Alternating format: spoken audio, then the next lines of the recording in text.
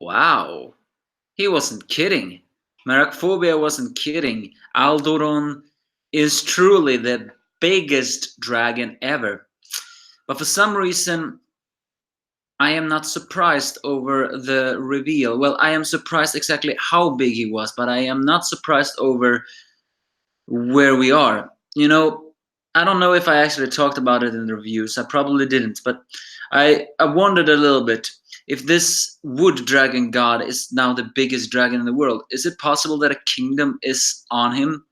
I probably didn't think like that, but there were some minor thoughts inside of us that all wondered: is it possible that if the wood dragon god now is immense, that a kingdom is on his back, especially since he is a wood dragon god, and indeed, a kingdom is riding on him. More accurately, on his well, this is my left hand, on the left hand and the right hand, and Fairy Tale is currently on the right hand. Now that was a reveal that is nice. The Angry Anime Fan, the Despair Reviewer, and this is Fairy Tail 100 Year Quest Summary, Chapter 27. Either way, as we saw last time, the gang ran into Juvia, and yes, this appears to really be the genuinely Juvia. Although she doesn't exactly say why she is here. She doesn't even mention much about the guild and that everyone is doing fine. So, so well that so they all decides to find an inn, and later on during when they find a room, they all say that they cannot talk about the missions because it's a secret, but they do wonder, uh, and they cannot add on more members because it's part of the contract. So and Juvia planned on going back soon, but she needed to see you, Gray. And Gray, well, he's more like, just be patient and wait. I will come back in due time, although Juvia is a little bit worried about the Lucia thing.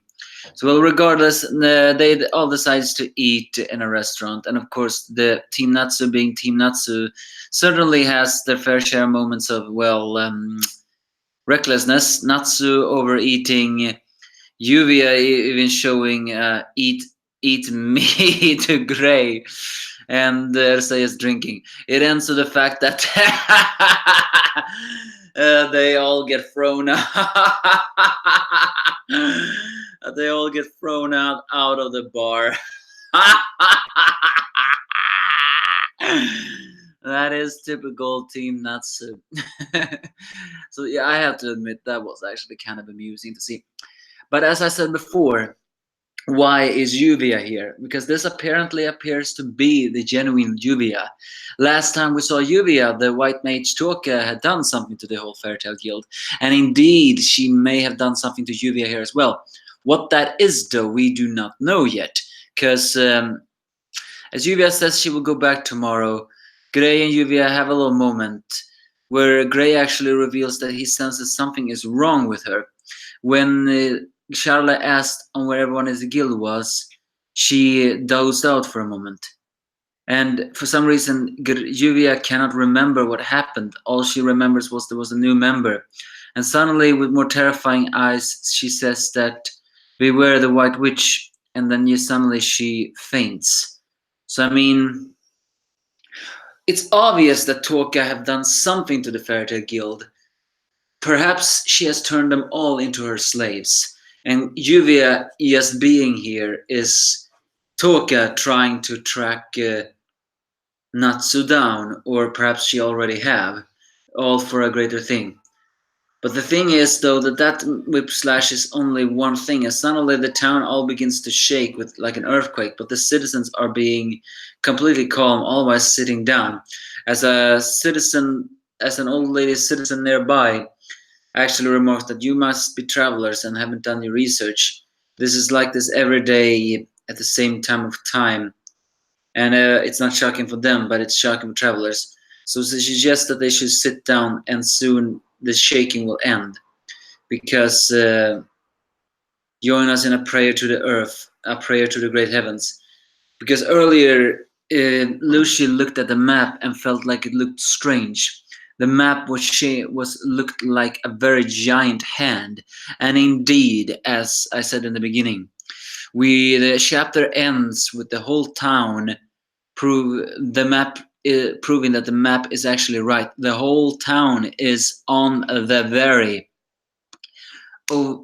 top of the hand of none other than the giant dragon god. Wood dragon god Aldoron's right hand is the city of Drasil.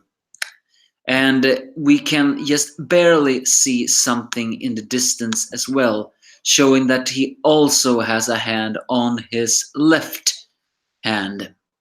So this is interesting in a way, because Aldoron was called the largest dragon, and indeed he is the largest dragon. Although he doesn't exactly strike me as someone who looks like Yggdrasil, though. I didn't really expect that type of design. How can we describe him? Well, that's the thing. I don't have the words to describe him. Basically, he just looks just like his namesake, a wood dragon. His entire body is covered with roots, and his face is, well, and a bark of tree is sticking out of his head. He doesn't even appears to have teeth, but we can see a short glimpse on his back that a tree is blooming there. Is it possible that a city is on his back as well? More importantly, why is a city on Wood Dragon God Aldoron's hands? Is he protecting the city just like Merakphobia was, or is this something else? Remember, Team Natsu is supposed to track down these dragons and find out anything about them. So I don't know, but we have now jumped into the Wood Dragon God arc, which the narrator even says. This is truly something very big. I don't even think Natsu's flame can even scratch this thing. The thing is, though, can the Dragon Eaters? Or is Toka perhaps going to be the one responsible for all this? We cannot forget that this chapter did give us a mood splash with the fact that Juvia is warning them about the White Witch, but she cannot tell anything much. So we don't exactly know what we can expect here. Although the only thing we can expect is that, yeah, the city they have been on, that they have traveled to all part of Aldoron's body. Although that doesn't exactly answer the question, where did the train then come from? Or is it possible that the train is traveling inside of Aldoron as well? Or is it possible that Aldoron's, according to this old lady, it's like this every time at the exact same time of every single day. So,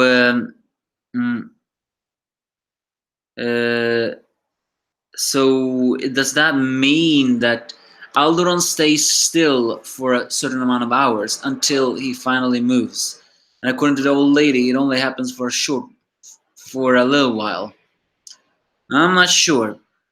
But just like the citizens of Merakphobia worshipped him, it's very apparent that the citizens of of Draciel worship Aldoron as well, especially since they live on him. So yeah, what we are seeing here, I have no idea. The first part of these chapters were comedy, the rest was seriousness. But I honestly don't know what we can expect. It's not surprising to see a city on top of a dragon. Even its size is not that surprising, but it is impressive. It's more of surprising is what awaits us. Give me your thoughts if you have any.